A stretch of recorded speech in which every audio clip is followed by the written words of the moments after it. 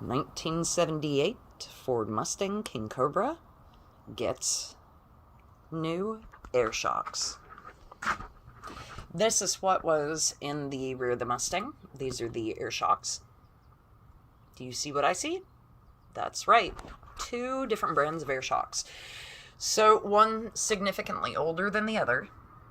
One a little more robust than the other, and probably one a little higher, a little taller than the other, and probably one that holds a higher PSI than the other. So the one on the right held air, the one on the left did not.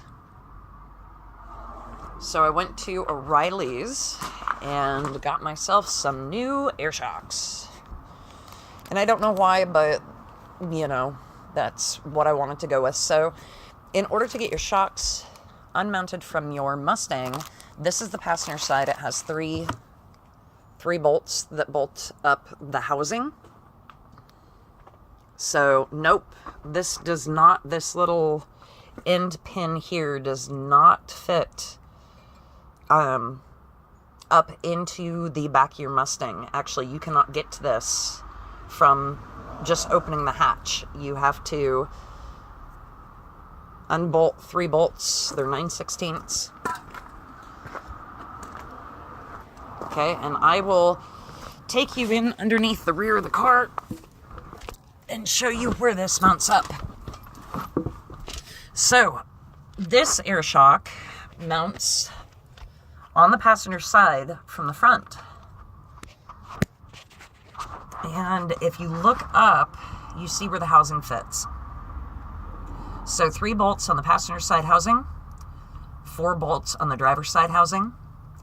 Easiest thing to do is to undo those bolts first, compress from the bottom, and then pull out. So I had a really tough time trying to get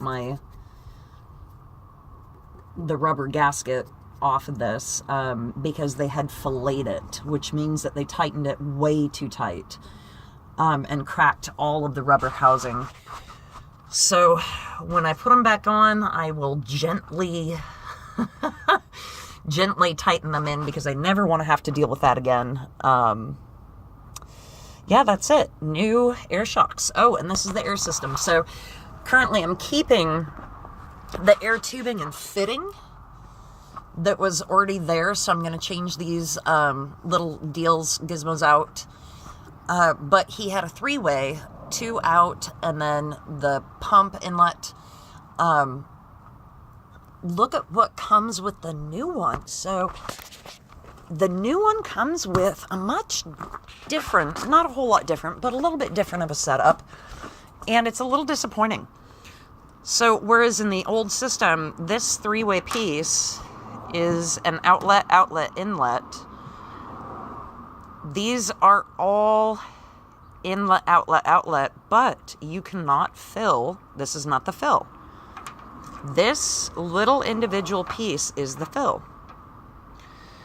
So this can be a nice setup in that you only need to run 1 wire back to this. This can sit on your rear axle and then feed out to your shocks.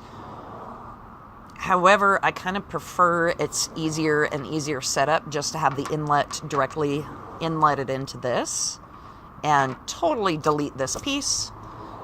And that is currently what I have, the system that I have on mine. But as you can tell, there's just that one extra step with this system. So what I'm going to do is use a handful of pieces, a few of these little grommet guys, and some of the washers here, because of course my washers are no good. Hopefully I can salvage a few.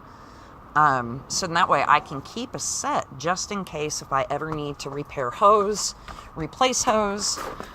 But for now though, that is the air system.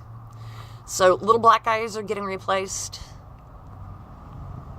The hose I'm going to be using, I know it held air. The hose didn't have any leaks. So, yeah. New air shocks. 1978 Ford Mustang. Not too sure why I went with air shocks, but they were there to begin with and existed. And actually, I have a copy of the factory manual. Factory shop book, and it actually has provisions for air shocks in the Mustang. So I'm gonna go back to that and let's see what happens.